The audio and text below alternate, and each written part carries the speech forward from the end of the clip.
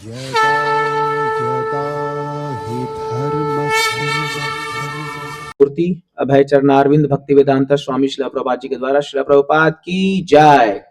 अनुवाद इस प्रकार है। तुम जान लो कि सारा ऐश्वर्य, सौंदर्य तथा तेजस्वी सृष्टियां मेरे तेज के एक स्फुलिंग मात्र से उद्भूत है। तात्पर्य, किसी भी तेजस्वी या सुंदर सृष्टि को, चाहे वह अध्यात्म जगत में हो या इस जगत में, श्री कृष्ण की विभूति का अंश रूप ही मानना चाहिए। किसी भी अलौकिक तेज युक्त वस्तु को श्री कृष्ण की विभूति समझना चाहिए। तो श्रीमद् भगवद गीता के 10वें अध्याय का ये लगभग अंतिम श्लोकों में से एक है और 10वां अध्याय जो है उसका नाम ही है विभूति योग।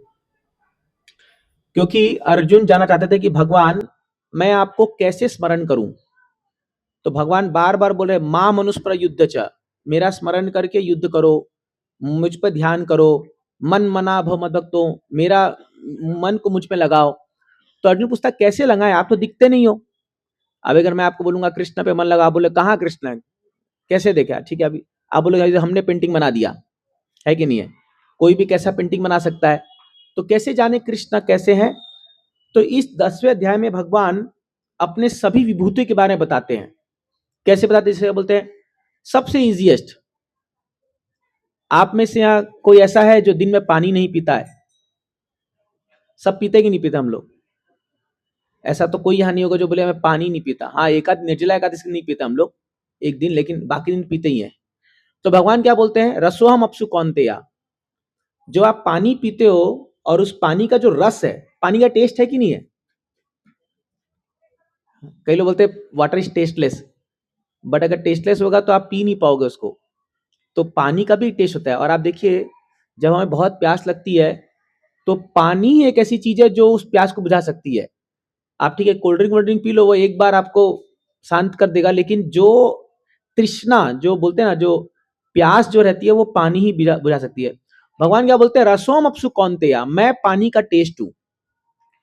तो जब भी आप पानी पीते हो आप कृष्ण को स्मरण कर सकते हो कि ये जो मुझे टेस्ट आ रहा है पानी पीने में, या जब पानी पीने से मुझे जो मेरी जो तृष्णा खत्म हो रही है या मेरा प्यास बुझ रहा है, ये कृष्ण कृपा से हो रहा है। ठीक है। अब भगवान क्या बोलते हैं, आप सूर्य को तो देखते ही हो हर दिन। कई लोग हैं जो नहीं भी देखते होंगे, जो एसी में अंदर बैठे रहते होंगे या बाहर नहीं निकलते होंगे, बट सूर्य तो हर दिन निकलता है, चांद भी हर दिन निकलता ही है। तो भगवान बोलते हैं ये दोनों मेरी आंखें हैं, ये सूर्य और चंद्र।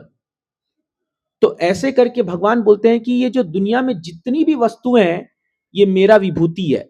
विभूति मतलब क्या है, एक पर्टिकुलर चीज को देख करके किसी की याद आ जाना। जैसे मान लीजिए कभी कभी हम लोग घर में, मान लीजिए कोई अपना रिलेटिव आता है और वो 10-15 दिन रुका या 1 महीना रुका, और जब तक मान लो वो अपना कुछ कपड़ा भूल गया बाय चांस, कोई ये बैग भूल गया, कोई कपड़ा कुछ भूल गया, और 2 महीने बाद आप देखते हो अरे ये तो उसका था, तुरंत उसकी यादें आ जाती है, सामने आती कि नहीं आती है, तुरंत यादें आ जाती है पूरा। अरे हाँ, या मान लीजिए कोई हमारे बूढ़े दादा दादी होंगे जिनका कोई चश्मा या कुछ पेन या कुछ रह गया होगा, तो उसको देखते ही उसकी पूरी छवि सामने आ जाती है। इसी को कहते हैं विभूति। विभूति मतलब हमारे ही शरीर से संबंधित ऐसी वस्तु जिसको देखते ही हमारा स्मरण हो जाए। तो अब भगवान जानते हैं कि इन भौतिक आंखों से हम भगवान को देख नहीं सकते, हम और आप, क्योंकि हमारे आंखें अभी चरम चक्षु है। अतः श्री कृष्ण नाम आदि न भवित ग्राही इंद्रिया, ये इंद्रियां जो अभी हमारी बहुत ग्राही है, ग्राही मतलब ग्रॉस है, तो इस आंखों से अभी आप भगवान को देख नहीं सकते। तो भगवान को लेकिन हमको स्मरण तो करना है, उनको देखना भी है। तो भगवान ने इस दुनिया में ऐसी सृष्टि बनाई है कि आप पल पल जाओगे, और अगर आपको ज्ञान है तो आप भगवान को पल पल में देख सकते हो, हर एक चीज में। जैसे पेड़ में आप भगवान को देख सकते हो।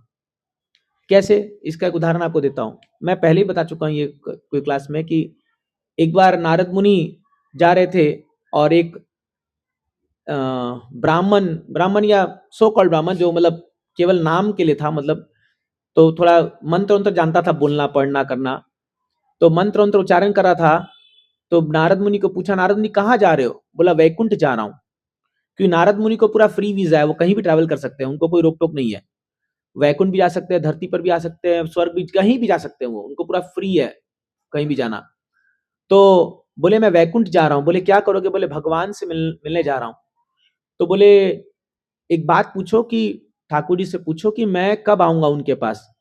मैं इतना साल से ये मंत्र चारण कर रहा हूँ और बहुत पाठ वाठ कर रहा हूँ, हर दिन पढ़ता हूँ, गीता रामायण महाभारत सब पढ़ते रहता हूँ, बट मेरा मेरा उद्धार कब होगा? तो बोले पूछ लूंगा। अब थोड़े से आगे चले तो बगल सामने ही एक ऐसी पेड़, बड़ा सा पेड़ था, उसके नीचे अ, एक काइंड ऑफ वो चमार बोलते हैं ना उसको, मतलब जूता उता बुनने वाला, बनाने वाला, मोची मोची। तो मोची था। तो मोची को बोले नारद मुनि कहाँ जा रहे हो? तो बोला वैकुंठ जा रहा हूँ। तो बोला देखो मेरे को भी बहुत दिन हो गए यहाँ पड़े पड़े पड़े, संसार में सड़ रहा हूँ, भगवान से पूछो कि मैं कब आऊंगा उनके पास। तो बोले पूछ लूंगा। तो भगवान गए। अब वैकुंठ का तो दर्शन जो है आप जानते हो, भगवान एकदम सुंदर वो लेटे हुए हैं उस पे सैया पर, लक्ष्मी देवी पांव दबा रही है और भगवान के चेहरे पर मंद मुस्कान है, एकदम नीलांबर जैसा उनका जो चेहरा है, बहुत सुंदर। एक्चुअली मैं वर्णन करूंगा भगवान की सुंदरता का। तो भगवान इतने सुंदर कि आप जान नहीं सकते कितने सुंदर है, इतने ज्यादा सुंदर है भगवान। चलो मैं वो उस टॉपिक के बाद में आऊंगा, नहीं तो फिर ये एग्जाम्पल रह जाएगा। तो क्या होता है कि जब भगवान मुस्कुराते हैं नारद मुनि को देखते, कि भगवान को सब पता है कि भाई क्या हो रहा है। तो नारद मुनि बोले प्रभु एक जिज्ञासा है मन में। बोले पूछो। बोले आज धरती से आ रहा था, ये दो लोग मेरे को मिले और ये बड़े विनम्र से मुझे पूछे कि इनका उद्धार कब होगा बताइए। तो बोले कौन दो लोग? बोले कि ये जो बहुत वेद पाठ वाठ कर रहा था, बहुत श्लोक पढ़ रहा था, ये मिला। तो भगवान बोले इसको तो टाइम है अभी, इसको और 200 तो 400 जन्म लगेगा। तो नारद मुनि बोले ठीक है भैया जैसा आप कहें। और बोले वो आगे मोची मिला। बोले इसका इसी इसी जन्म में इसका हो गया है पूरा, इसी जन्म में वापस आ रहा है ये। तो नारद मुनि का भी दिमाग घूम गया। बोले ये कैसे? अरे भाई वो जनेऊ धारण करके बैठा है और पूरा मंत्र वंत्र बोल रहा है, और यहाँ तो ये जो है ठीक है खाली जूता उता बना रहा है, पैसे कमा रहा है। तो नारद मुनि बोले प्रभु समझ में नहीं आया, क्या लीला है आपकी? तो बोले समझ जाओगे, खाली जब उनके पास जाओ तो वो तुमसे जब पूछे कि प्रभु क्या कर रहे थे, जब वो तुमसे पूछे ये प्रश्न कि भगवान वैकुंठ में क्या कर रहे थे, तो उनको बताना कि भगवान एक सुई की नोक में, सुई में कभी धागा डाला है आप लोग में से? माताएं डाला होगा। सुई में धागा डालने में जो हालत खराब होती है, इतना फ्रस्ट्रेटिंग होता है कि मतलब, तो बोलते हैं बोला उस सुई की जो नोक होती है, जो उसपे जो छेदा होता है, मैं उसमें से एक हाथी को घुसा रहा था। तो बोले बड़ा क्या पहेलियां सुझा रहे हो भगवान आप भी। बोले बस तुम इतना बोलना, फिर उनका प्रतिक्रिया देखना क्या होता है। बोले ठीक है आपकी इच्छा बोल दूंगा। तो गए। तो पहले ब्राह्मण से पूछे, ब्राह्मण मतलब मंत्रोच्चारण से बोले, तो बोले पूछा आपने भगवान से कि मैं कब उनके धाम आऊंगा? बोले क्या करे ब्राह्मण देवता, बहुत टाइम है अभी आपको। भगवान बोले कम से कम 200 जन्म लगेगा। है क्या बकवास कर रहे हो, 200 जन्म लगे? मैं ये गीता का पूरा पढ़ पढ़ के फाड़ दिया, देखो हमारी तो बहुत नहीं है यहाँ पर, पूरा पेज फाड़ दिया मैं पढ़ पढ़ के, मेरे को सारे 700 श्लोक कंठस्थ हैं। रामायण बोलो महाभारत बोलो, जहां से बोलो मैं श्लोक कोट कर सकता हूँ। ये आप, मेरे को तो डाउट आप गए कि नहीं गए। बोले अच्छा ठीक है बताओ भगवान, अच्छा तुम गए थे, ये प्रमाण है, अगर तुम गए थे तो भगवान क्या कर रहे थे वहां बताओ। तो बोले तेरी भगवान जो बोले थे वही हुआ, ये तो पूछा। तो बोला क्या कर रहे थे भगवान बताओ। तो बोले भगवान सुई की नोक में से हाथी को निकाल रहे थे। तो अच्छा अब प्रूफ हो गया तुम नहीं गए थे। तुम लोग ना खाली नाटक करते हो। जैसे मान लो कोई आपको बोले मैं अभी अमेरिका जाके आया हूं और वहां ऐसा ऐसा ऐसा, तो आप भी पूछोगे ना भाई क्या था, कुछ प्रमाण दे, या तो डॉलर दिखाएगा आपको या कुछ तो फोटो तो दिखाएगा। हाँ, अब आजकल तो एआई की मदद से आप दिखा भी सकते हो कि आप अमेरिका में बैठे हो, तो पकड़ लेगा ना, अरे नहीं तुम कहां से जाओगे। तो वही नारद मुनि को बोल रहा है तुम जा ही नहीं सकते वहां पर, कभी कोई सुई की नोक से हाथी को निकाल सकता है?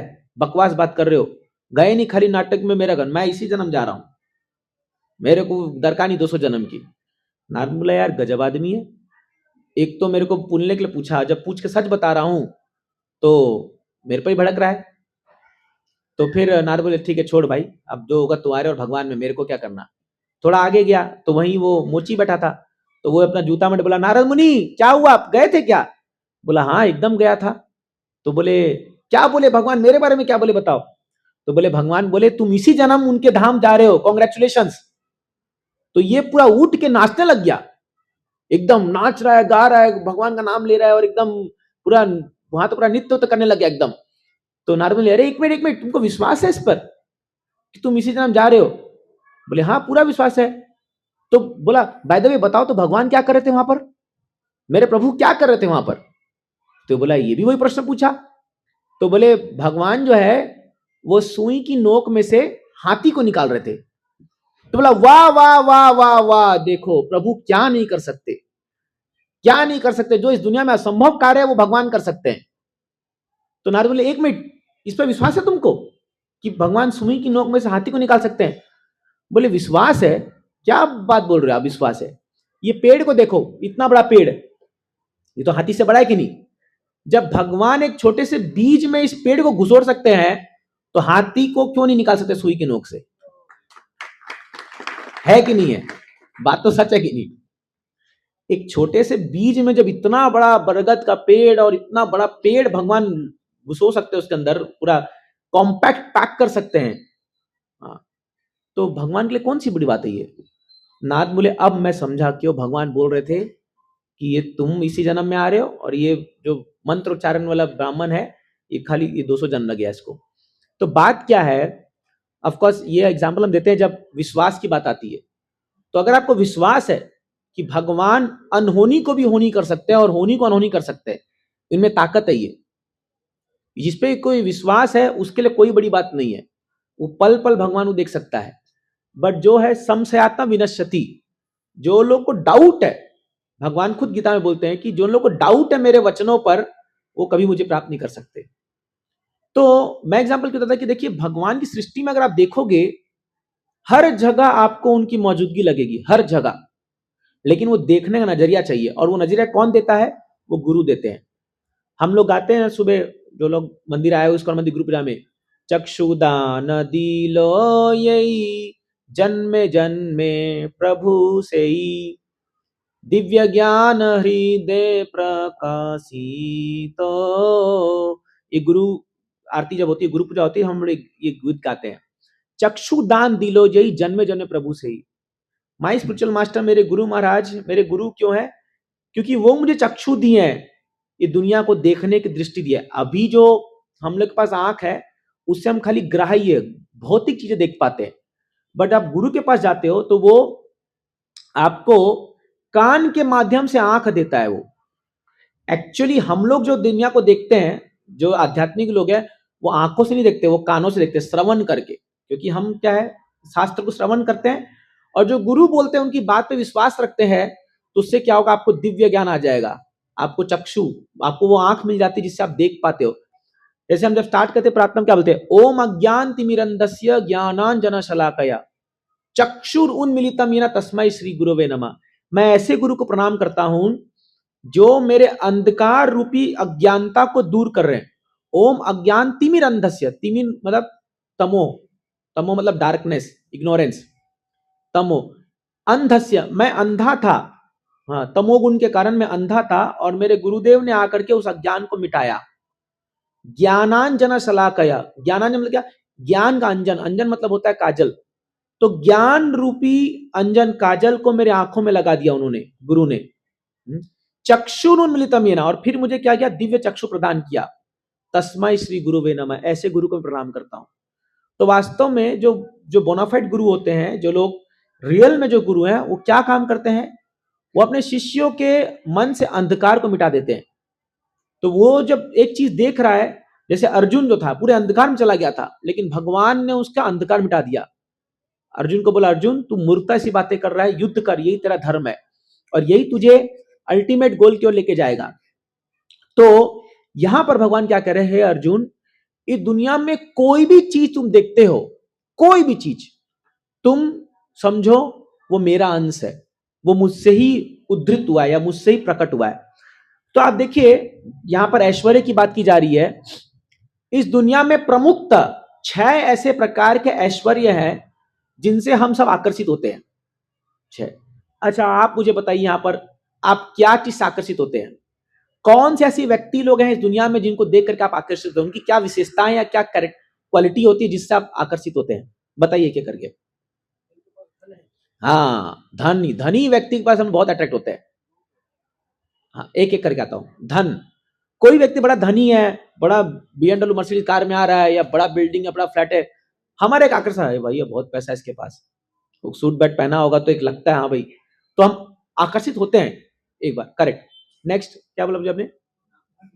रूप, रूप ना, रूप रूप मतलब क्या?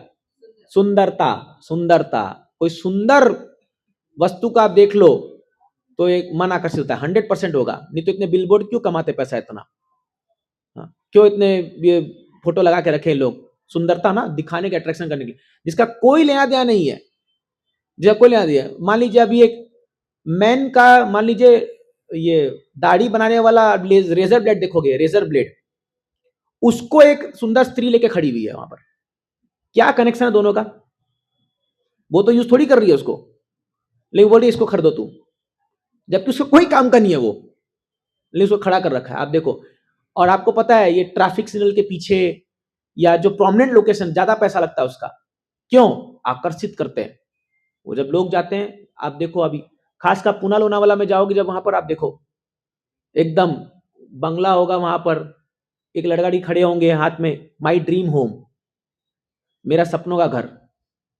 हाँ, उसको खरीदते खरीदते आदमी की जिंदगी पार हो जाएगी, वो सपना तो सपना ही रह जाएगा क्योंकि मर के चला जाएगा, लेकिन वो दिखाते ऐसा है कि हाँ, तो सुंदरता आकर्षित करती है पूरी दुनिया में, ये नेचुरल है। तो सुंदरता हमें आकर्षित करती है, कहीं भी सुंदरता है वहां लोग खींचे चले जाते हैं। करेक्ट। और क्या बोले थे? हाँ, सक्सेस। ओके, हाँ, और बोलिए। हाँ माता जी। यशस, यश मतलब फेम, कोई बड़ा फेमस व्यक्ति है, कोई बड़ा फेमस व्यक्ति है जिसके लाखों फॉलोवर हैं, करोड़ों फॉलोवर है। अभी जैसे वो आपके मेस्सी यहाँ आया था, वो फुटबॉल प्लेयर है ना, अब आधे भारतीय लोग जानते ही नहीं होंगे उसको, आधे क्या 80% जानते नहीं होंगे, फिर भी ग्राउंड में आप देखे नहीं कैसे भीड़ लग गई। वो मेस्सी को देखने के लिए खाली, मतलब लाखों लाखों लोग टिकट देके गए। और कलकत्ता ईडन गार्डन्स में क्या हुआ कि जब वो फुटबॉल का प्लेयर आया, बहुत बड़ा प्लेयर है फुटबॉल का, तो क्या हुआ, उसको सारे वीआईपी लोग घेर लिए, तो जिसको देखने के देखने मिला नहीं, तो उसी के ऊपर सब लोग बोतल, कोल्ड ड्रिंक की बोतल और ये सब टमाटर फेंकने लग गए, पूरा ग्राउंड गंदा करके आ गए, बोले वेलकम टू भारत। तो बोला ये क्या है? बोला यही है, तो जिसको देखने आया था तुम देखने मिला नहीं। तो फेमस व्यक्ति, कोई बड़ा फेमस होता है तो हम लोग का उसको मन करता है देखे भाई कैसा है, अट्रैक्ट करता है। करेक्ट। और क्या बोला प्रोजीन? सक्सेस बोला था। करेक्ट, सक्सेस भी है। और हाँ, ज्ञान, ज्ञान, ज्ञान, कोई बड़ा नॉलेजेबल व्यक्ति है, रियली कोई ज्ञानी व्यक्ति है, तो उसको, उससे लोग आकर्षित होते हैं, यार सच में क्या बोल रहा है, सच में ज्ञान, अच्छा ज्ञान है। तो ये मुझे मान लो एल्बर्ट आइंस्टाइन अगर आ गया कहीं पर, तो वो लोग सुनते हैं। अब एल्बर्ट आइंस्टाइन से याद आ गया मेरे को, एक चुटकुला याद आ गया। तो एक बार, ये एल्बर्ट आइंस्टाइन बहुत बड़ा साइंटिस्ट था, आपने नाम सुना ही होगा, बचपन से हम लोग पढ़ते आ रहे हैं, E is equal to MC square, theory of relativity, sound of, सब जो भी साइंस के स्टूडेंट्स हैं। तो एक बार क्या हुआ, ये एल्बर्ट आइंस्टाइन इतना लेक्चर दे रहा था एक दिन में कि लेक्चर दे दे के ये थक गया।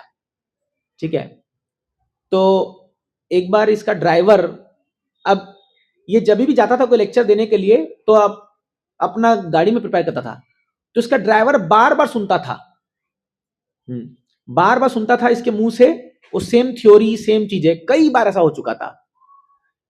तो ये एक बार बोला कि मालिक, इतनी बार आप बोल चुके हो उसको कि सुन सुन के मेरे को कंठस्थ हो गया ये पूरा, अब तो मैं इतना सुन लिया उसको कि मैं भी लेक्चर दे सकता हूं। तो बोले बहुत अच्छी बात है, तो चल नेक्स्ट लेक्चर तू इसको ही देना है, क्योंकि कोई मुझे उतना लोगों को पता नहीं है कि मैं, मेरा चेहरा नहीं देखे, वो लोग खाली मेरा नाम जानते, कोई एक अजनबी शहर में जा रहा होगा लेक्चर देने के लिए।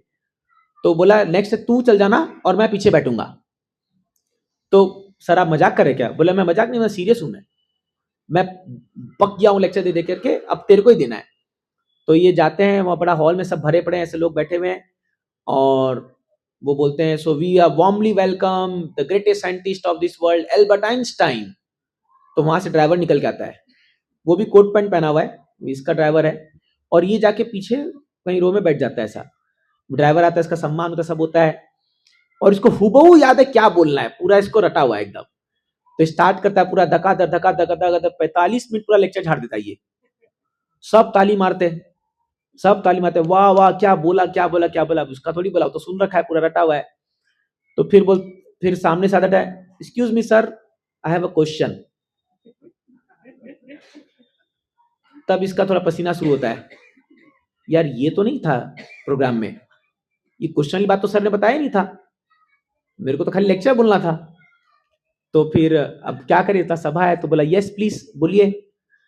तो वो कुछ पूछता है, वो कुछ कॉम्प्लेक्स क्वेश्चन पूछता है। तो ये बोलता है अभी क्या करो क्या करो, बोलता है दिस क्वेश्चन, अरे ये क्वेश्चन इतना सरल है कि मेरा ड्राइवर भी इसका आंसर दे सकता है, और वो पीछे बैठा हुआ है। एल्बर्ट बोला यार गजब है ये।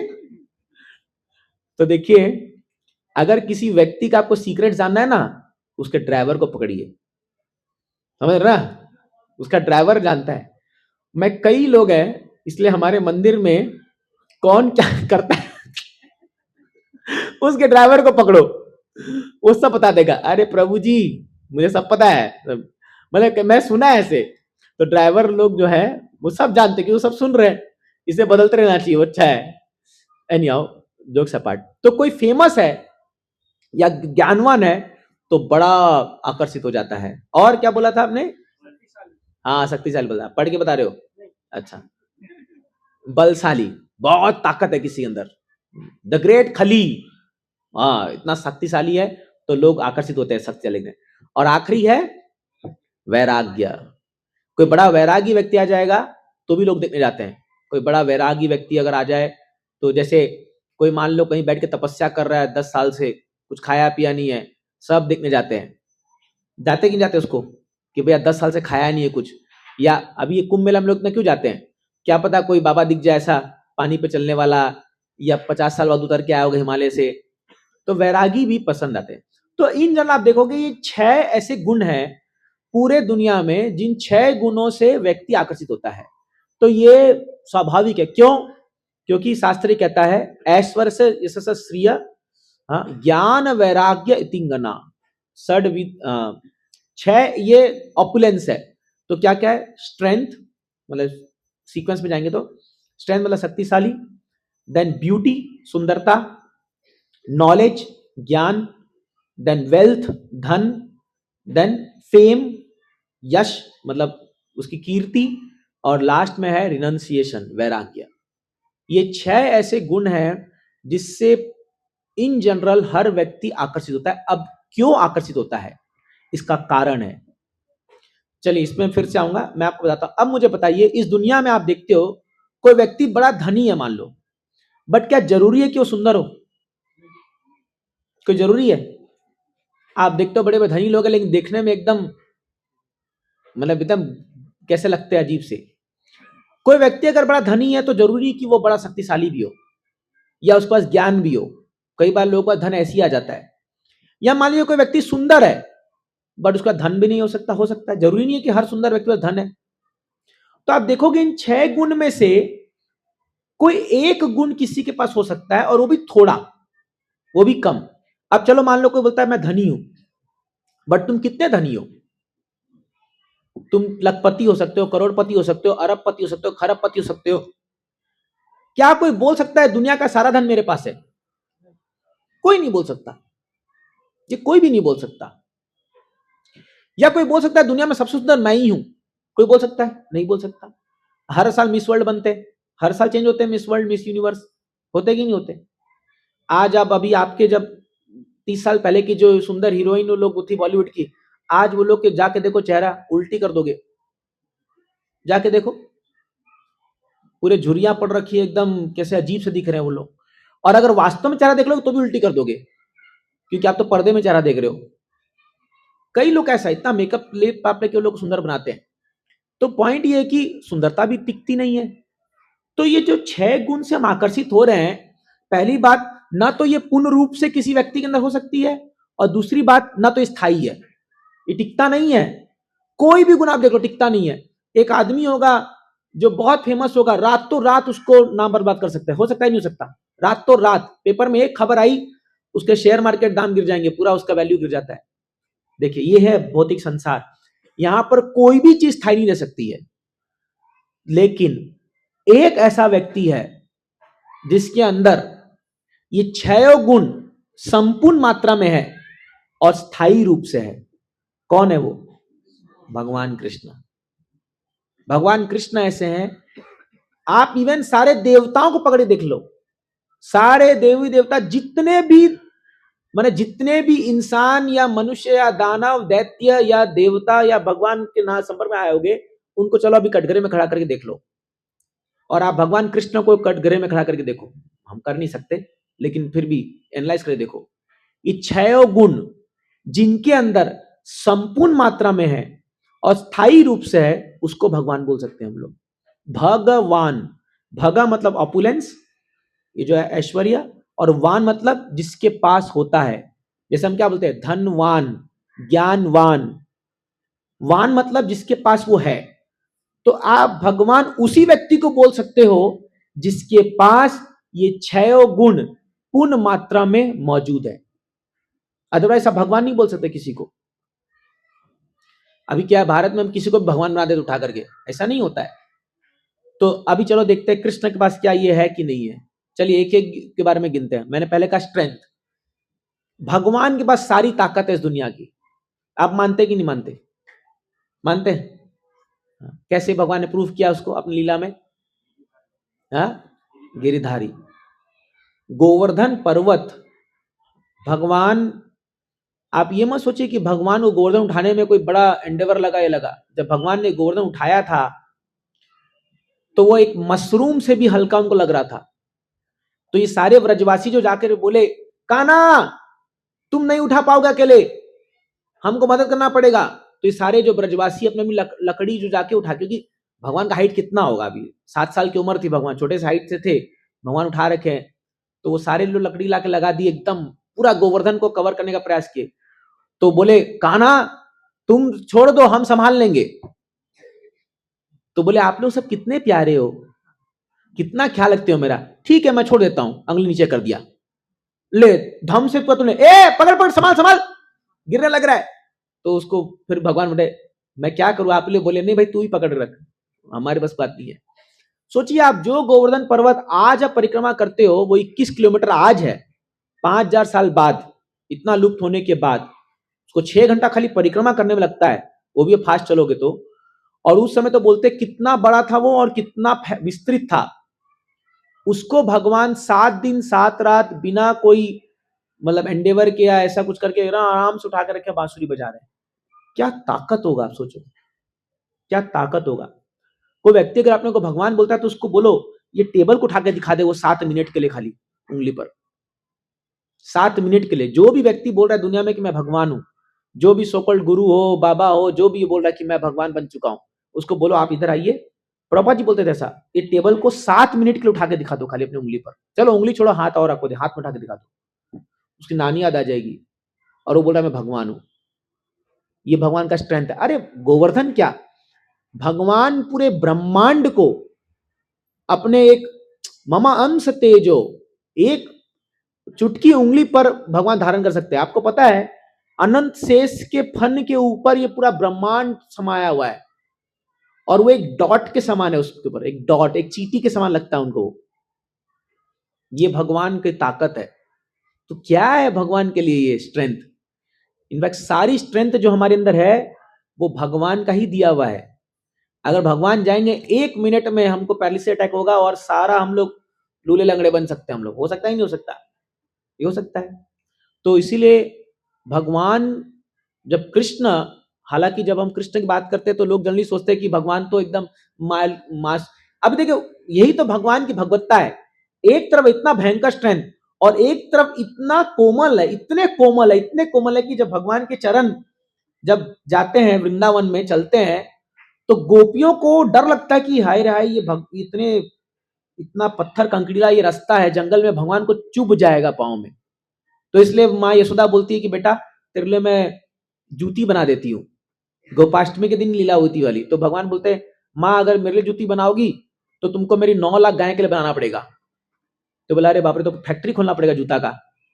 तो बोले, नहीं नहीं, ये तुमको बनाना पड़ेगा। तो सब गायें माता लोग सुन लेती हैं। अच्छा, हम ये गौशाला में एक कथा कर रहे हैं, अच्छी बात है।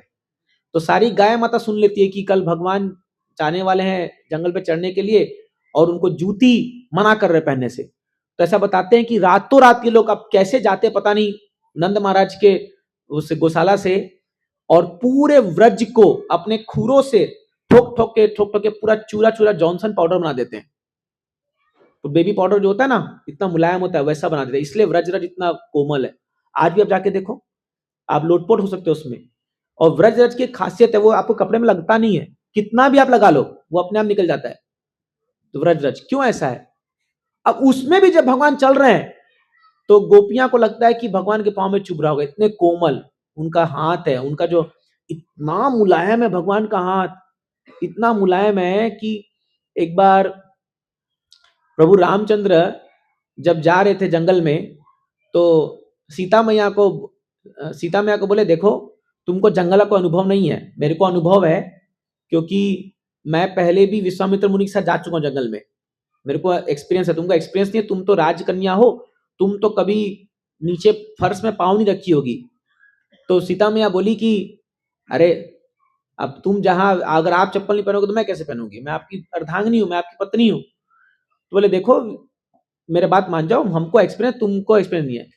तो बट सीता मैया मानी नहीं, चल पड़ी ऐसा। तो क्या हुआ, चलते तेरे भगवान के पाँव में कांटे चुभ रहे, भगवान वैसा नहीं पड़ा, लेकिन जब सीता मैया को चुभा तो उनको तो पेन हुआ। तो भगवान बोले कि लाओ मैं तुम्हारा निकाल देता हूं कांटा। तो भगवान निकाले, तो फिर सीता मैया देखी कि आपके भी तो चुभे हुए हैं, मैं भी आपका निकालूंगी कांटा वाटा। बोले, दरकार नहीं है।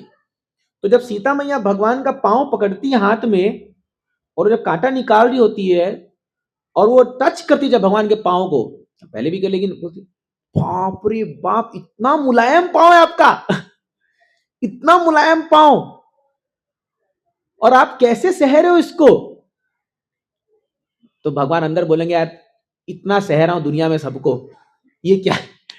मैं पॉइंट यहां कह रहा हूं, सो एस्टोनिश टू सी कि भगवान का पाँव कितना मुलायम है, इतना कोमल है ना भगवान का एक एक अंग, उनका हाथ, उनका पाँव, कि अगर वो स्पर्श करता है ना किसी को तो पूरा दुनिया भूल जाएगा वो, ऐसा है।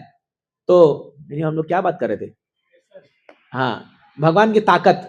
तो इतना मुलायम होने के बाद भी भगवान जो है इतने ताकतवर है कि वो गोवर्धन को उठा के रखे हुए हैं, और 7 दिन तक उनको कोई फर्क ही नहीं पड़ रहा है पूरा एकदम।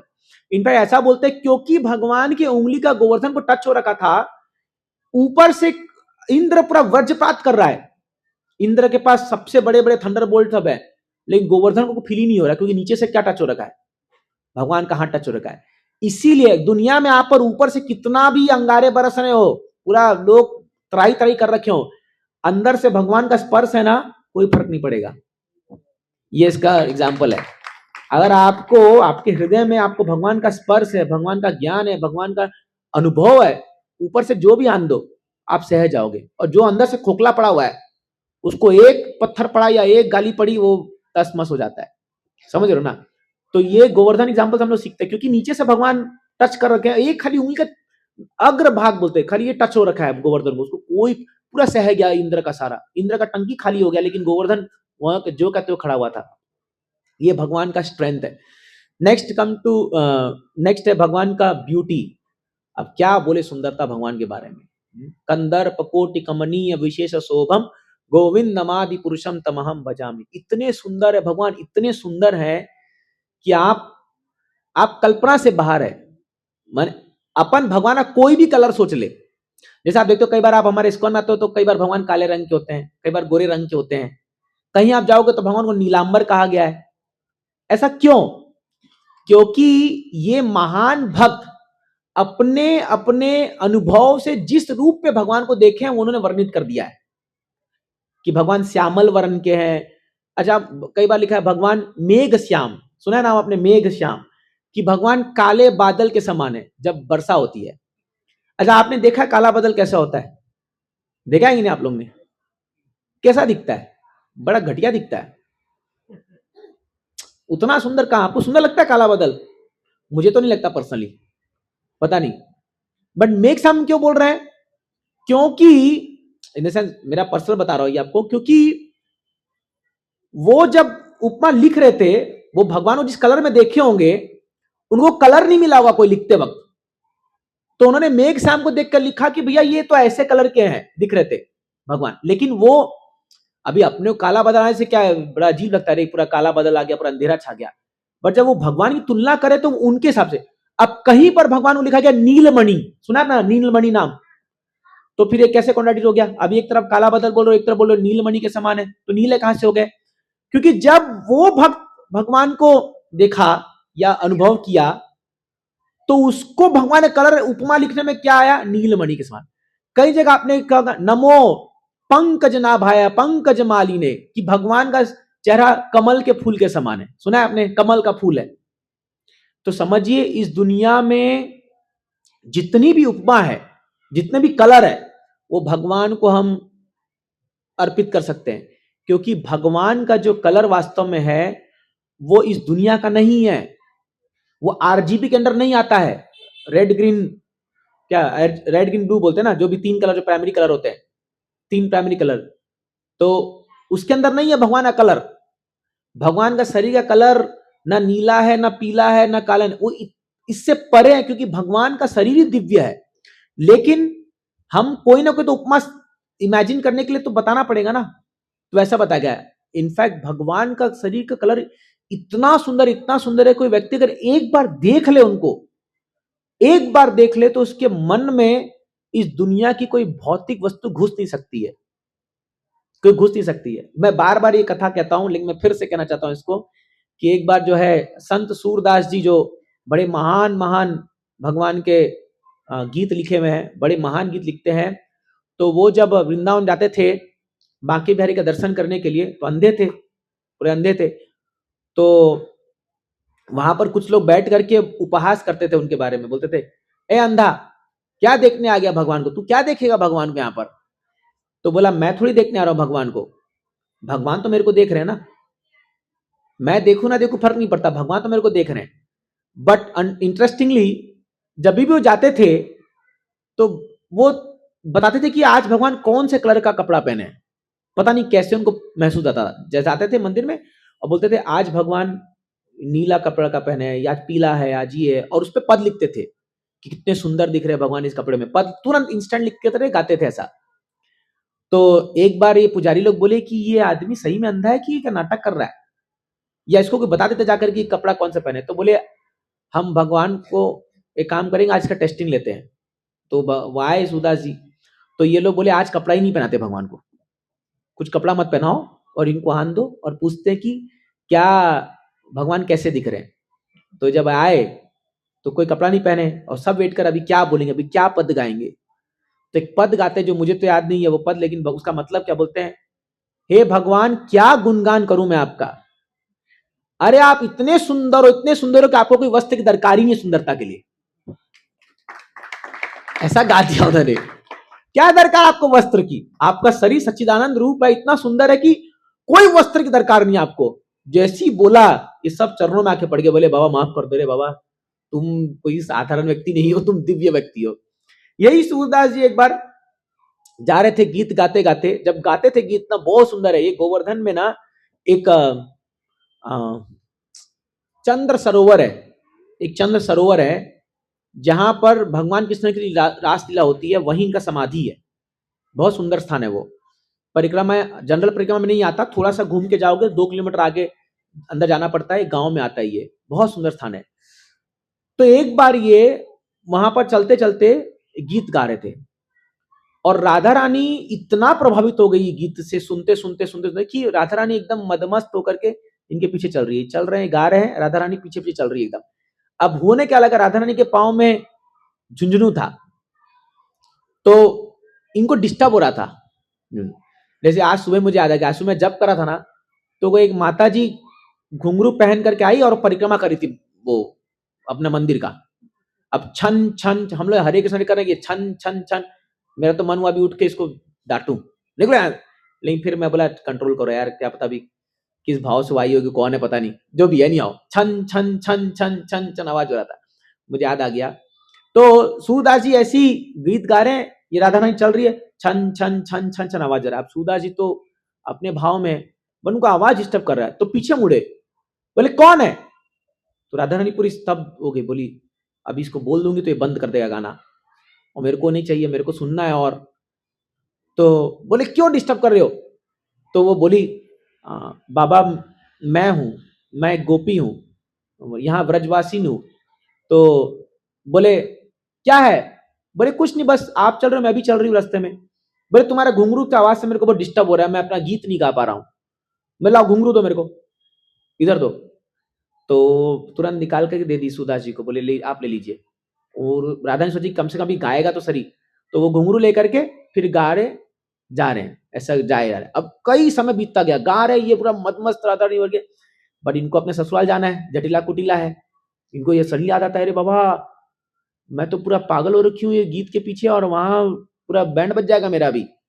जैसे कई बार लोग कथा में आते हैं तो 3-4 घंटा पार हो जाता है, पता चलता अभी घर में तांडव हो रहा होगा। तो फिर वो बोलती है अभी कैसे रोकू इसको, और कैसे मांगू ये घुंघरू मैं, अगर घुंघरू नहीं देखेंगे तो लोग और डाउट करेंगे मेरे पर। तो फिर भगवान को याद करती है, भगवान कृष्ण को याद करती है, बोलती है अरे जल्दी आओ, तुम्हारा भक्त एकदम मेरा तो इतना सुंदर गा रहा है, मैं तो पूरा पागल हो गई उसके पीछे। भगवान में आ जाते हैं, भगवान कृष्ण आते हैं, और भगवान तो अभी सूरदास जी चल रहे हैं, गा रहे हैं, गीत गाए जा रहे हैं, राधा रानी चल रही है, पीछे पीछे कृष्ण चल रहे हैं। अब भगवान भी आकर के मदमस्त हो रखे, भगवान भी जैसे ही आए और उनका गीत सुनने लगे, तो भगवान बोले यार इतना सुंदर कॉन्सर्ट चल रहा है यहाँ पर, तुम क्या तुमको टेंशन है, चलो चल मैं भी चलता हूँ, चलो। दोनों चल रहे हैं, तीनों ऐसे चले जा रहे हैं लाइन से। एक फोटो भी इसमें है, जैसे भगवान ये चल रहे हैं, राधा रानी चल रही है, ये भगवान चल रहे हैं और सुने जा रहे, सुने। फिर समय बहुत बीत गया, फिर राधा रानी ध्यान, अरे मेरे को जाना है, इससे मांगो, इससे घुंघरू मांगो जल्दी से। तो भगवान बोलते हैं सूरदास, तो इनको सुनाई देता है कौन बोला ये, अब आवाज तो भाई पहचान गए होंगे, तुरंत मुड़े, और भगवान ने इनको दिव्य दृष्टि दिया वहां पर। तो अभी राधा और कृष्ण जुगल जोड़ी खड़े हो गए, और सामने सूरदास जी है, भगवान ने ऐसा हाथ दिखाया, आंख में रोशनी आ गई, और सामने दर्शन हुआ जुगल जोड़ी का, राधा कृष्ण दर्शन हुआ। अब सूरदास को देख के पूरा अवाक रह गए एकदम, जो सूरदास जी देख के पूरा ऐसा दृश्य वृंदावन में, और एकदम, क्योंकि उस समय दोनों ही बहुत भाव में थे, राधा रानी और कृष्ण भी, देख करके इनके तो आंखों से धड़ाधड़ आंसू गिरने लगे। बोले भगवान आप आ गए, सुन करके मेरा तो जीवन धन्य हो गया। तो बोले मैं बहुत खुश हूं तुमसे, मांगो क्या मांगते हो, मांगो, जो मांगोगे दूंगा आज तुमको। तो फिर सूरदास जी बोलते भगवान अगर मुझे आप कुछ देना चाहते हो तो एक चीज दे दो। बोले क्या? फिर से अंधा कर दो। बोले क्या बोल रहे तुम? बोले हाँ, क्योंकि अभी जिसने क्षण में मैंने आपको देखा है, मैंने पूर्ण रूप से आपको अपने आंखों के तो पूरा पी लिया है पूरा अंदर, ये आपका रूप अब पूरा छा गया मेरे अंदर पूरा।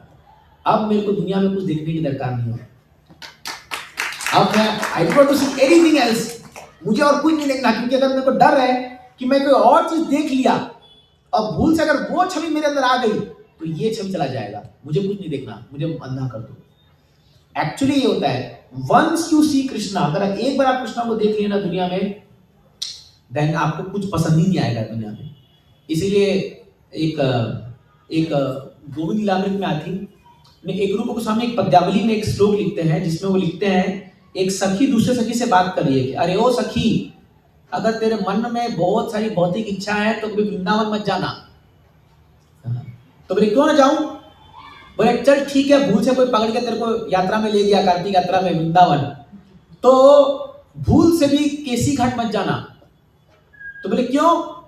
अरे चल अगर केसी घाट में तुम परिक्रमा चले गए तो भूल से भी वहां केसी घाट की तरफ मत देख लेना, उस श्याम सुंदर को खड़े हुए मत देख लेना, त्रिभंग ललित रूप में जो खड़े हुए हैं, अगर तुमने देखा तो मैं कसम खा के बोलती हूँ वापस नहीं आ पाओगी, कभी वापस नहीं आ पाओगी। ऐसा होता है, ऐसा होता है, कईयों के ऐसा हुआ है, हम लोग से तो नहीं हुआ लेकिन होता है। कई लोग ऐसे वृंदावन में हैं जो लोग एक बार आए थे खाली वृंदावन दर्शन के लिए, ऐसे घूमने के लिए, और वहीं बस गए पूरे जीवन भर, ऐसा हुआ है। बट ये बहुत फॉर्चूनेट सोल का होता है। तो एक बार हम यात्रा में जा रहे थे, एक नया व्यक्ति हमारे साथ यात्रा में आ गया। अब वो जब से मुंबई से बैठा पूरा वृंदावन तक मेरे को, प्रभु जी कृष्णा कैसे दिखेंगे, प्रभु जी कहाँ दिखेंगे कृष्णा, अरे हम लोग वो जाएंगे निधिवन जाएंगे वहां दिखेंगे ना। मैंने देखा यूट्यूब में कि रात को आते हैं भगवान वहां पर जाते हैं, मेरा पूरा दिमाग खराब कर दिया। मैं बोला पहले तुम पूरा यात्रा अटेंड करो, मेरा सारा लेक्चर सुनो वहां पर, सब कथा कीर्तन में बैठो, तब कृष्णा दिखेंगे तुमको। तो एकदम सिंसियरली अटेंड किया, पूरा हर कथा में कीर्तन में यात्रा में पूरा भाग लिया। 7 दिन पार हो गया। जब आने टाइम हुआ मैंने बोला दिखा कृष्णा, बोला प्रभु जी दिखा मेरे को। बोला आप लोग की कथा श्रवणम और कीर्तनम से मुझे कृष्णा दिख गए वास्तव में। तो ऐसा महसूस होता है, आप ऐसे आप अभी दुनिया में लगा दिखाओ मेरे कृष्णा दिखाओ, अरे तुम देख के करोगे क्या, तुमको पता ही चला वो कृष्णा है कि नहीं है, क्योंकि हमको एक्सपीरियंस नहीं है ना। पर जब हम महान भक्तों के मुख से सुनते हैं, श्रवण करते हैं, तो हमको कृष्ण दिखते हैं, वास्तव में महसूस होते हैं।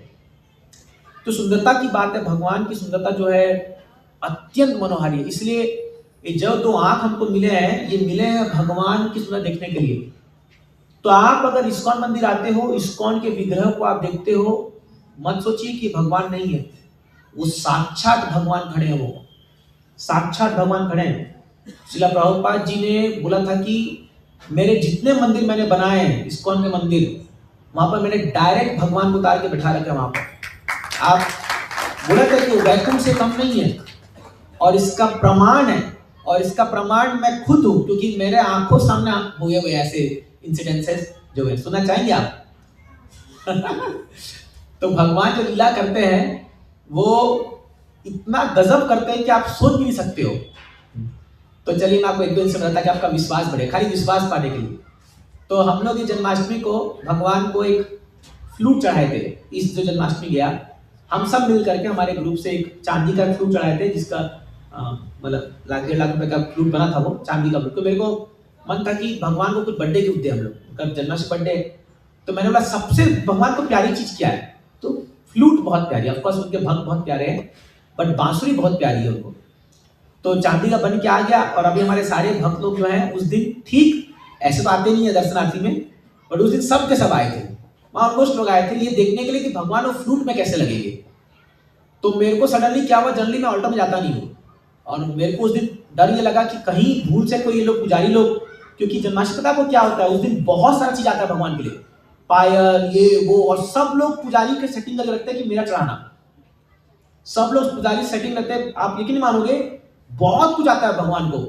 आप लोग कहीं भगवान का खजाने के अंदर गए नहीं हो, क्योंकि आपको अलाउ नहीं होगा। मैं गया हूँ, देखोगे ना दिमाग घूम जाएगा भगवान के पास क्या क्या है, लेकिन दिखाना भी नहीं है, नहीं तो और तो पूरा तिजोरी बना के रखे हैं एकदम अंदर, क्योंकि देने वाले लोग हैं जो देते हैं भगवान को। तो नहीं, तो मैं जब गया तो मेरे को डर लग रहा कि कोई और अगर फ्लूट दिया होगा, और अगर वो पहना दिए तो फिर जो हम लोग का दिया हुआ इतना मेहनत किया हुआ सब पानी फिर जाएगा। तो मैं खुद 6 बजे चला गया, मैंने श्रृंगार दर्शन होता है सुबह 5:15 7:15 2 घंटे में होता है, तो मैं 6 बजे चला गया, और मैं वेट कर रहा हूँ, क्योंकि अब अपना ही मंदिर में कुछ तो स्थान है ही, ऐसा पुजारी अब मैं खड़ा रहूंगा तो कम से कम उतना तो इज्जत करेंगे। तो मैं चला गया, मैं बोला प्रभु जी आज तो भगवान ये फ्लूट पहनेंगे। तो बोले ठीक है प्रभु जी हम ट्राई करते हैं, ठीक है दीजिए। तो एक पुजारी जो है वो चढ़ा हुआ था, भगवान को ड्रेसिंग कर रहा था। मैं बोला प्रभु जी ये पहनाओ भगवान को, फ्लूट वाला पहनाना है।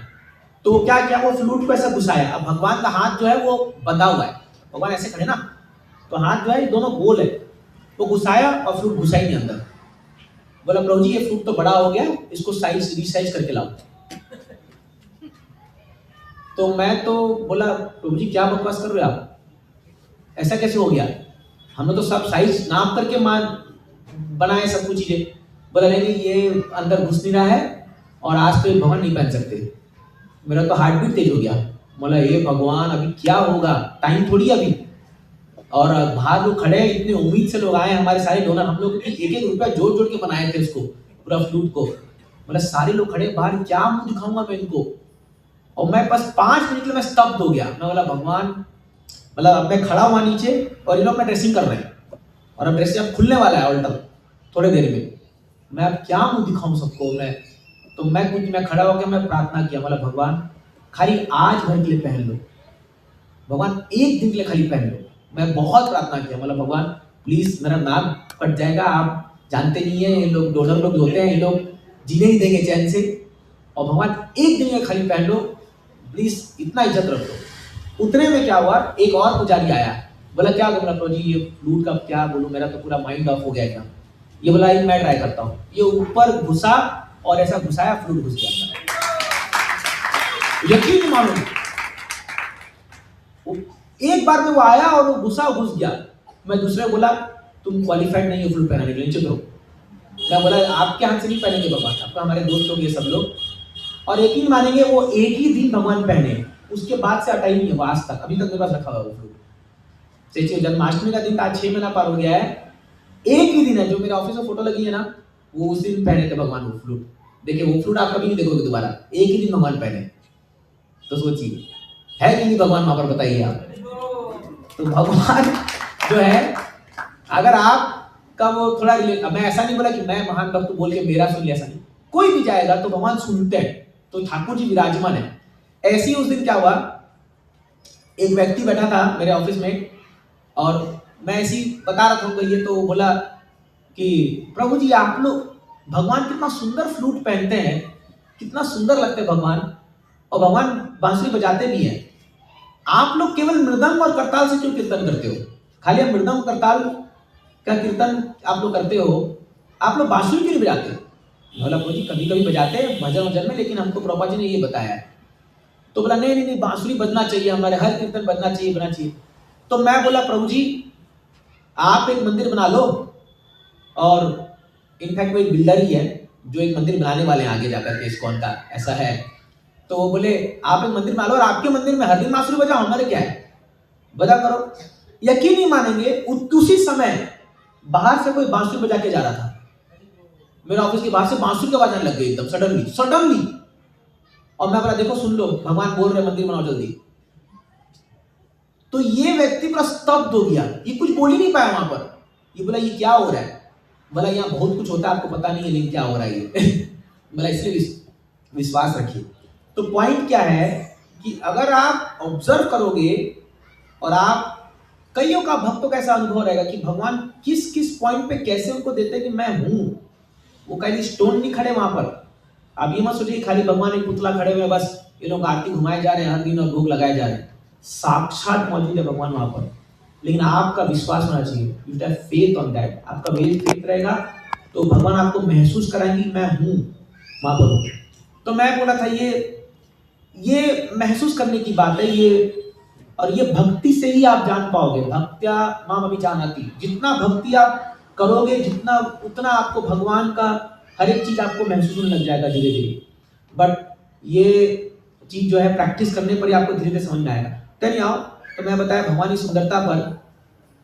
नाउ थर्ड है भगवान का नॉलेज। तो भगवान का जो ज्ञान है वो इतना अपार है कि एक बार भगवान ने गीता बोली थी, 5000 साल हो गया आज तक एक वर्ड भी चेंज नहीं हुआ है। 5000 साल के 5 करोड़ साल भी हो जाएगा तो भगवान के ज्ञान में कोई कमी नहीं आती है। आप इस दुनिया में कोई भी किताब पढ़ लो, वो हर 10 साल में रिवाइज हो जाता है, चेंज हो जाता है, बट गीता कभी चेंज नहीं होगी। भगवान का एक नाम है अच्युत। अपने बातों से भगवान कभी गिरते नहीं है, कभी नहीं होगा ऐसा पूरे सृष्टि में काल में कि भगवान की बात गलत चल जाएगी, कभी नहीं होगा ऐसा। इसलिए हमको इनके वचनों पे विश्वास होना चाहिए। जो ठाकुर जी बोल रहे हैं वो सत्य है। हम लोग कितने लोगों का बात पे विश्वास करके अपनी जिंदगी को चला रहे हैं ऐसी। We should have faith on Krishna's word, क्योंकि उनका जो ज्ञान है अक्षय है, वो क्षय नहीं होता उनका कभी भी ज्ञान, कभी भी ज्ञान क्षय नहीं हो सकता उनका। तो ये भगवान का ज्ञान है। भगवान की कीर्ति देख लो, हाँ कहीं भी जाओ दुनिया में कृष्ण की कीर्ति विद्यमान है। चलो भारत में देखो, नॉर्थ ईस्ट वेस्ट साउथ, भगवान नॉर्थ में बैठे कहाँ, बद्रीनाथ के रूप में तपस्या कर रहे हैं। हाँ भगवान ईस्ट में बैठे हैं कहाँ, जगन्नाथ जी के रूप में, पूर्व के रूप में। वहां पर क्या अन्न ब्रह्म है, खा रहे खिला रहे। भगवान वेस्ट में बैठे कहाँ, द्वारका, वहां क्या भगवान राजा की तरह बैठे हैं। और साउथ में भगवान कैसे बैठे हैं, पद्मनाभ स्वामी या तिरुपति बालाजी के रूप में बिजनेस कर रहे, बहुत पैसा कमा रहे हैं। तो कहीं भी जाओ भगवान, इनफैक्ट चैतन्य हमने कहा कि चाहे मध्य से लो, चाहे अंतिम से लो, चाहे शुरुआत से लो, सर्व हरि गीयते, भगवान का गुणगान हर जगह है। तो उनकी कीर्ति जो है उसको कोई दाग नहीं लगा सकता।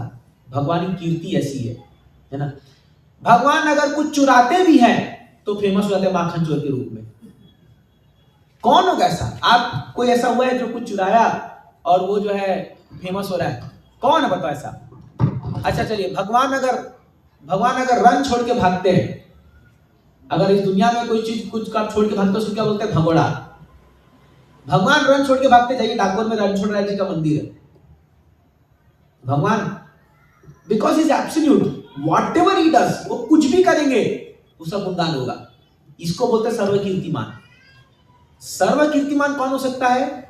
जो कोई भी काम कर दे वो फेमस हो जाएगा। अभी मेरा इस दुनिया में कोई फेमस होता है बट उससे एक गलत काम हो जाए, उसकी पूरी कीर्ति नष्ट हो जाती है। बट भगवान को भौतिक लोग के पास धन जो आता है वो माया का रूप होती है।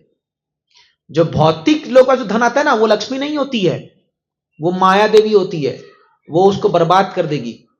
लेकिन जो भक्तों का धन आता है वो वास्तव में लक्ष्मी का रूप आता है, क्योंकि उसको केयरफुली लक्ष्मी के सेवा, भगवान विष्णु की सेवा में लगा देता है वो भक्त।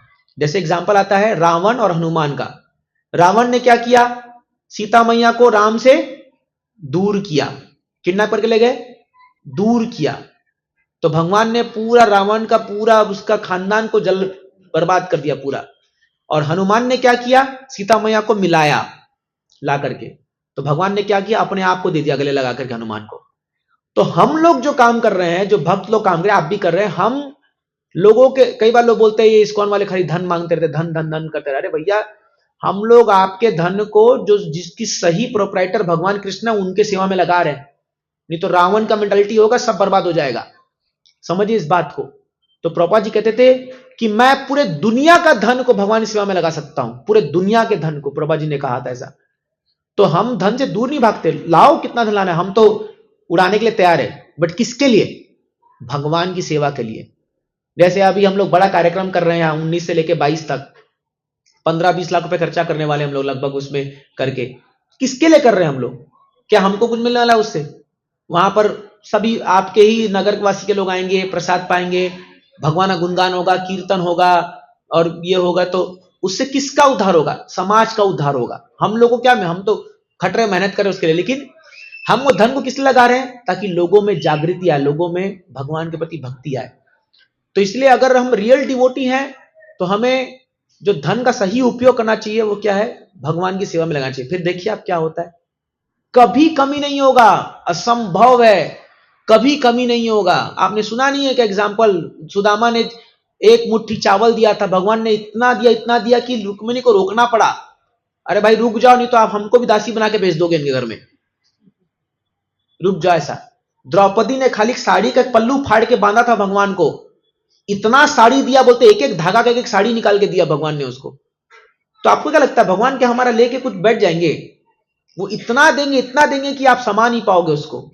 बट अगर हम सच्चे दिल से भगवान की सेवा करेंगे तो ये आएगा, 100% ये आएगा, है ना। तो धन। एंड लास्टली वैराग्य। तो इतना सब गुण होने के बाद भी भगवान इतने वैरागी हैं कि उनको कोई भी, इतने सिंपल है ना भगवान कृष्ण, इतने सिंपल है ना, यू कैन इमेजिन, इतने सिंपल है भगवान। आप सोचिए, मैं बता रहा था पिछले क्लास में कि दुर्योधन का मेवा त्याग करके भगवान विदुरानी के घर में कच्चे केले का छिलका खा के आए। सुना है ना आपने? कितने सिंपल है भगवान, सोचिए कितने सिंपल है। आप सबरी का जब पाष्टम आता है तो भगवान इस 56 भोग छोड़ करके उसका बेर, झूठा बेर खा के आ गए। तो कोई आदमी सिंपल होगा तभी तो ये सब कर सकता है। उनको कोई, वो कर्माबाई की जगन्नाथ जी जाकर के वो दातुन किया हुआ उसे खिचड़ी बना हुआ खा सकते हैं भगवान। तो भगवान को कोई ये सब फॉर्मेलिटी नहीं चाहिए कि मेरे को 56 भोग चाहिए, मेरे को चाहिए। इतना सिंपल हार्ट है भगवान का कि भक्ति भाव से कोई उनको थोड़ा सा कुछ दे दे, एकदम आनंद से खाते हैं भगवान, एकदम आनंद से खाते हैं भगवान, एकदम उस प्रेम से खाते हैं भगवान। वैरागी है ना, उनको कोई ये ज्यादा नहीं है कि मैं बड़ा ताकतवर हूं, मैं बड़ा धनी हूं, मैं बड़ा ये हूं, मैं यहां नहीं बैठूंगा, मैं वहां नहीं बैठूंगा। जैसे मैं आपको मैं एक कथा बता रहा था कि जब ये, मैं बस लास्ट 5 टाइम बोल रहा हूं, समय होता जा रहा है। जब दुर्योधन सारे पांडवों को भेज दिया जंगल में, ये सब गैम्बलिंग मैच होकर के, दूत कीड़ा होकर के, तो दुर्योधन हमेशा चाहता था कि इन पांडवों को ना कैसे भी करके परेशान करो। तो दुर्योधन के घर में एक बार आए थे ये दुर्वासा मुनि, अपने 10,000 शिष्यों के साथ। दुर्योधन का किचन बड़ा फेमस था। दुर्योधन अपने पास में बहुत अच्छे अच्छे कुक रखता था भोजन बनाने के लिए, ताकि वो लोगों को, क्योंकि उसको पता है कि ये दुनिया में किसी का पेट अगर भर दो ठीक से ना, तो जो बात मान बनवा लेते हैं। इसलिए तो बड़े बड़े मीटिंग्स आप देखोगे 5 स्टार होटल में होते हैं। क्यों? डाइनिंग टेबल बहुत सारी डील होती है, अच्छा खिलाओ और फिर उससे निकलवाओ, तो ये होता है। तो इसलिए कहीं भी आप जाओगे ये अच्छा प्रसाद, ये इसलिए प्रभुपाद जी आप देखिए ना, पूरा इस्कॉन खड़ा किया रसगुल्ला खिला खिला करके। उनको बोलते थे इस्कॉन बुलेट्स। पूरा इस्कॉन प्रभुपाद जी जब जाए वहां अमेरिका में गए, आपको पता है प्रभुपाद जी क्या कहते थे? वो तो सब हिप्पी अमेरिकन लोग थे, तो उनको ये बड़ा बड़ा रसगुल्ला गुलाब जामुन बना करके जार में रखते थे पूरा एकदम गेट के पास। मान लो कोई आ गया, 2-4 दिन रुका, फिर उसका मन किया कि वापस जाऊंगा, तो जैसे ही गेट पर बोलता यार सब कुछ छोड़ सकता हूं लेकिन ये रसगुल्ला कैसे छोड़ूं, तो वापस आता था, बोलता था नहीं नहीं नहीं ये नहीं छोड़ सकता मैं। प्रसाद खिला खिला के प्रभुपाद जी ने जो है इतना बड़ा काम किया है। तो प्रसाद की महिमा है, ऑफकोर्स वो तो भगवान का प्रसाद है। तो क्या हुआ, दुर्योधन ऐसे खिलाता था। दुर्योधन तब दुर्वासा मुनि को बुलाया, तो दुर्वासा मुनि बहुत खुश हुए इससे, तो बोले क्या चाहिए तुमको? बोले महाराज आप तो बड़े दानी बड़े दयालु हो, मैं चाहता हूं मेरे भाई लोग भी बगल के वन में हैं, ये युधिष्ठिर और उनके सारे चारों भाई और उनकी पत्नी, एक बार उनके घर भी हो आइए। अब इसको पता है कि भाई इसके घर में कुछ नहीं है, ये लोग तो जंगल में एक पूरा भिक्षु के रूप में रह रहे हैं। हाँ, अब टाइमिंग है, बोला क्यों? क्योंकि टाइमिंग पता था कि द्रौपदी के पास एक अक्षय पात्र था। द्रौपदी को सूर्य देवता से मिला था, ये सूर्य देवता से एक पात्र मिला था। पात्र मतलब समझ लो एक टोपिया, टोपिया नहीं, परात, परात समझते ना, प्लेट मिला था, जिसमें जब तक द्रौपदी नहीं भोजन करेगी तब तक जितना भोजन चाहो वो आ जाएगा अपने आप, सूर्य देव को याद करके। ये उनकी तपस्या का फल से उनको मिला था। तो पूरे जो 13 साल जो उन्होंने वन में बिताए, 1 साल तो अज्ञातवास था जो वो लोग विराट राजा के यहां पर कुकिंग करके खाते थे, और 13 साल जो उन लोग वन में ऐसे ही भोजन खाते थे कि द्रौपदी सबके लिए वो अक्षय पात्र में मंगाती थी, क्योंकि भीम वृकोदर है। भीम को खाने के लिए जितने अपन यहां बैठे हैं ना, उसका 10 गुना जो आज कुकिंग होके आया है वो कुछ नहीं है भीम के लिए, इतना उनका जठराग्नि बहुत स्ट्रांग था। तो भीम को भोजन देने के लिए उनको अच्छे पात्र लगता था, भर भर के पत्नी देना पड़ेगा, देती थी। तो ठीक 12 बजे मध्याह्न होते समय तक द्रौपदी खाती थी उससे भोजन, और फिर क्लोज, उसके बाद कुछ नहीं मिलता था। तो ये जो दुर्योधन है, ये ठीक 12 बजे के बाद भेजा दुर्योधन मुनि को, बोला टाइमिंग, बोला देखिए आप इस टाइम में जाइए तो आपका अच्छे से स्वागत होगा। अब ये और 10,000 ऋषिगण चले गए इनके पास। दुर्योधन को खबर मिला कि दुर्वासा मुनि आ रहे हैं, और दुर्वासा मुनि बड़े जानकार हैं, माने जानकार नहीं मतलब विख्यात हैं या कुख्यात हैं अपने गुस्से के लिए। इनको क्रोध आ जाए ना तो कुछ देखते नहीं आगे पीछे कौन है, सीधा श्राप देते हैं, सीधा श्राप देते हैं, जैसे अम्बरीश महाराज के टाइम केस में हुआ था। तो ये पहुंच गया वहां पर, युधिष्ठिर महाराज को तो पूरा 32 गोल हो गया, बड़े बार 10,000 लोग आ गए। और द्रौपदी को बोला द्रौपदी कुछ है क्या? बोले कुछ नहीं है, मैं खा चुका, अभी जस्ट मैं खा के हाथ धो के आई हूं। तो इनका तो बोले गए, अभी क्या करें, फंस गए। तो दुर्वासा मुनि बोले हम तो स्नान करके आते हैं, नदी में स्नान करके आते हैं, आप स्नान के बाद हम भोजन पाएंगे। तो जो हाँ आप मुनिवर आप आइए, हम आपका भोजन की व्यवस्था करते हैं। अब माथा पकड़ के बैठे हैं पांचों के पांचों भाई और द्रौपदी और कुंती महारानी। बोले ये भगवान ऐसा कैलामिटी आ गया, ये तो अभी ऐसा क्या करे क्या करे क्या करे। तो द्रौपदी बोले द्रौपदी कुछ करो कुछ करो। तो द्रौपदी उस अक्षय पात्र को लेकर के बैठी है और ऐसे सिर झुका के बैठी है, और थोड़ा सा ऊपर नजर करके किस दिशा की ओर देखती है? जो रोड द्वारका की ओर जा रहा है, उस जंगल में, मैंने पूर्व की ओर देखी होगी या उत्तर, जहां भी जिस दिशा में द्वारका है, और ऐसे खाली देखती है, ऐसे ऊपर देख रही है और सोचती है मन में, काश केशव यहां होते, काश भगवान कृष्ण यहां होते, हम ये क्या करें, अब हमको मेरे पतियों को कोई बचा नहीं सकता। जस्ट वो सोच रही है और ऐसे ऊपर देखती है, और वहां से एक रथ आ रहा है और घोड़ों की वो चलने की आवाज, टिकटिक टिकटिक टिकटिक टिकटिक टिकटिक से आवाज आ रही है, और रथ आ रहा है, पूरा धूल उड़ते उड़ते आ रहा है। और वो देखती है, जब पूरा आंख ऊपर करती है, देखती है भगवान कृष्ण उतर रहे हैं रथ से। ये हुआ, इसको लगता है बाप रे बाप, इतना फास्ट डिलीवरी। इतना फास्ट तो कॉल भी नहीं लगता। जस्ट सोचिए, इसे ऊपर करके और भगवान उतर के आते हैं। भगवान बोलते थे द्रौपदी को प्रेम से पांचाली बोलते थे भगवान को, पांचाली, है ना। बोले पांचाली क्या हो गया, याद किया मेरे को? अब ये बोले क्या, ये तो बोले अरे बाप रे तुम बहुत फास्ट हो यार। लेकिन वही बोलती है उस समय तो बहुत देर कर रहे थे, जब मैं बुला रही थी, साड़ी जब खींच रहे थे तब। भगवान अपना टाइमिंग है। तो बोले क्या हो गया? तो बोले ऐसा ऐसा प्रॉब्लम आ गया, अभी कुछ करो भाई, ये लोग आ रहे हैं नहा करके। तो बोले अक्षय पात्र तुम्हारे पास तो है ना, पूरा जुगाड़ है तुम्हारे पास तो। बोले अरे क्या जुगाड़ है, सब तो खाली हो गया, मैं तो खा के बैठी हूं यहाँ पर, अभी पूरा मैं भोजन पाली, बाद में हमको खबर आई है कि वो आने वाले। तो बोले दिखाओ तो सही मेरे को अक्षय पात्र। बोले एक्चुअली देखो पांचाली, मेरे को बहुत भूख लग रहा है, मैं अभी द्वारका से इतना फास्ट आया हूं चला कर गाड़ी, बहुत ड्राइव किया और मैं बहुत भूखा हूं। तो बोले 10,000 कम थे, तुम भी एक आ गए लाइन में, अभी तुमको अभी कहां से खिलाएं हम लोग भोजन की, सब खाता ले। बोले मेरे को तो कुछ भी चलता है, तुम खाली वो पात्र ला दो। तो पात्र लाती है, आप यकीन मानेंगे, बोलते हैं कोरिएंडर लीव, एक धनिया का पत्ता खाली उसमें चिपका हुआ था, शायद ठीक से मांझी नहीं होगी, हम लोग जैसे जब धोते तो कई बार उसमें चिपका रहता है, खासकर ब्रह्मचारी का प्लेट देखोगे ना, कुछ ना कुछ चिपका रहेगा। फास्ट में धो कर भागते हैं कई बार ऐसे। तो एक वो पत्ता उठाते हैं, बोलते हैं द्रौपदी मेरे लिए काफी है, मेरे लिए तो इतना ही काफी है। तो बोले अरे क्या क्या कर रहे हो? और भगवान खाते हैं उसको, एक वो खाते हैं। अब ये सारे 10,000 ऋषि जो यहाँ बैठे हैं, ये लोग सब डुबकी लगा रखे नदी में, इनको ढका दियो, एकदम ढका रहता है। तो ये लोग बोलते हैं अचानक से ऐसा लग रहा है जैसे पता नहीं बहुत ज्यादा खा लिया है। तो फिर दुर्वासा मुनि को पूछते हैं कि गुरु महाराज आपको भी कुछ फील हो रहा है क्या? बोला मेरे को भी वही फील हो रहा है, लेकिन मैं तुमको कैसे बोलूं, मेरे को ही वही फील हो रहा है कि बहुत ज्यादा पेट एकदम भारी लग रहा है। और अभी अगर हम लोग युधिष्ठिर महाराज के घर गए और वो जानते युधिष्ठिर महाराज अगर फीड करेंगे, मतलब खिलाएंगे, तो एकदम भर के खिलाएंगे, क्योंकि वो भी महादानी व्यक्ति है, तो बड़ा अपमान होगा, प्रसाद का अपमान होगा, फिर हमको उल्टा कर्ज लगेगा, ब्राह्मण लोग आए खाए नहीं रहे। तो बोले काम करो भागो यहां से। 10 के 10,000 लोग गायब, वहां से आए ही नहीं वापस चल करके। तो मैं पॉइंट क्या बोला था कि भगवान का सिंप्लिसिटी देखिए आप, उनको ये नहीं लग रहा अरे ये तो झूठा, वो थाली में से झूठा वो मैं खा रहा हूं। अपन किसी का व्यक्ति झूठा खाने में तो सोचेंगे अपन यार कि ठीक है मेरे लिए फ्रेश कुकिंग करो या वो करो। इनको कुछ पर नहीं पड़ता, भगवान को कुछ नहीं, जैसा भी हो, वेरी सिंपल हार्टेड। तो ये कौन कर सकता है? व्यक्ति जो वैरागी है, जिसको कोई फर्क नहीं पड़ता ये सब चीजों में, उनको फॉर्मेलिटी नहीं चाहिए भगवान को।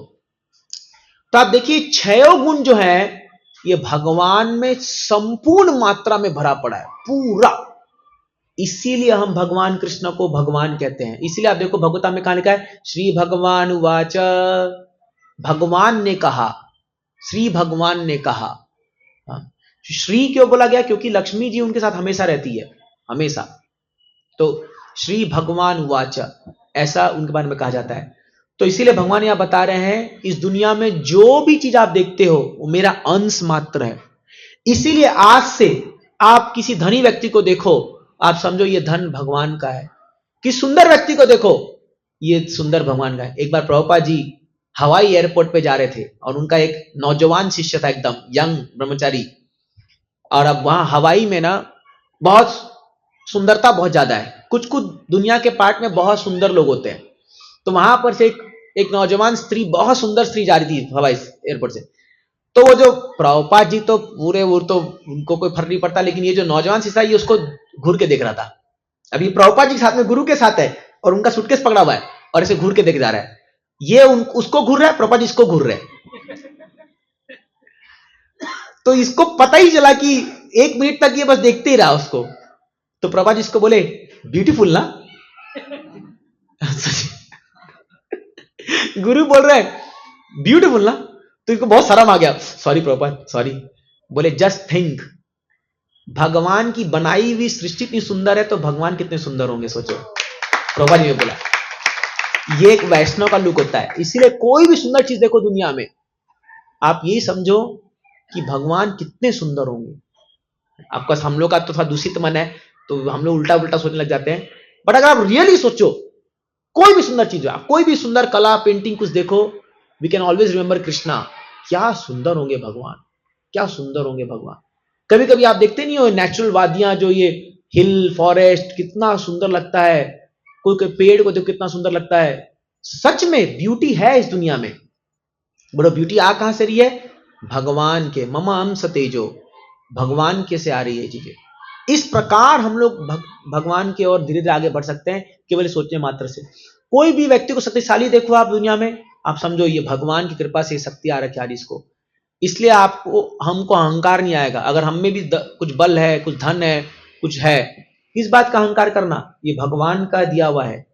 और अगर दूसरे में हम देखते हैं तो हमें ईर्ष्या नहीं आएगी, नहीं तो जल्दी में ईर्ष्या आएगी, है ना। खुद में है तो अहंकार आता है, और दूसरे में तो ईर्ष्या आती है, इसके पास क्यों, मेरे पास क्यों नहीं है। बट यही समझो कि वो ठाकुर जी का है, भगवान का दिया हुआ है।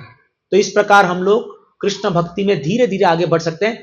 बट वो नजरिया चाहिए देखने का, और वो हमें श्रील प्रभुपाद जी की कृपा से, उनके किताबों को पढ़ने से, उनके प्रवचन सुनने से हमको धीरे धीरे ये ज्ञान बढ़ेगा और समझ में आएगा। ठीक है, बहुत बहुत धन्यवाद। तो यहीं विराम देंगे। कोई प्रश्न है किसी का तो आप पूछिए। ठीक 9 बज गया, आज थोड़ा लेट स्टार्ट किया हम लोग। एनी क्वेश्चंस, किसी का कोई प्रश्न है? आई थिंक अभी सब भगवान कृष्ण के स्मरण में डूबे हुए हैं, है ना। बहुत सारी लीलाएं हो गई और भगवान का रूप, और ये अच्छा है। आपसे आप जाकर के अपने रूमों में ठाकुर जी की फोटो लगाओ। अपना फोटो मत लगाओ, ठीक है, छोटा सा रख लो, अपना चलेगा। तो आजकल आप घरों में जाते हो, अपना फोटो एकदम थोपड़ा दिखा रहे कैसे। अरे भैया 10 साल में तुम बूढ़े हो जाओगे क्या। भगवान का फोटो लगाओ एकदम फ्रेश। भगवान नव यौवनम च, बड़े बड़े घर में आप जाइए, राधा कृष्ण के इस्कॉन से ले जाओ ना, इतने सुंदर सुंदर डीटीज हैं यहाँ पर, लगाओ एकदम। आपको जब भी देखो एकदम फ्रेश भगवान। आप अगर मेरे रूम आके देखो, मेरा पर्सनल रूम आके देखो, पूरा भरा पड़ा है खाली फोटो से। मैंने एक भी नहीं खरीदा है, सब गिफ्ट मिला हुआ है। तो पूरा मैं भर रखा हूं एकदम रूमों को, एकदम जहां देखो भगवान दिखना चाहिए, ऐसा करना चाहिए।